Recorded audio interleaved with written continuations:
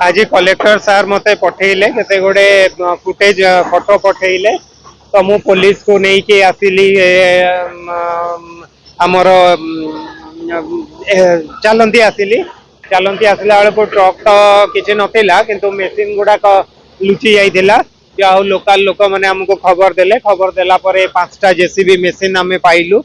तापर ऑपरेटर डाकी लोकल लोक हेल्प साहाय्य आम नौचु रखिबु ताकू कंप्लेन सार पाइकी पठे कलेक्टर सार मो पाख हाँ दिन रे तो वर्तमान मु सियोर नुहे जे मार स्टाटस कौन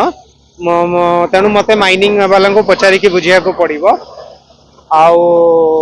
तापरे जना पड़िबो तेणु मोस्ट चांसेस एटा इलीगल ही चालू थिला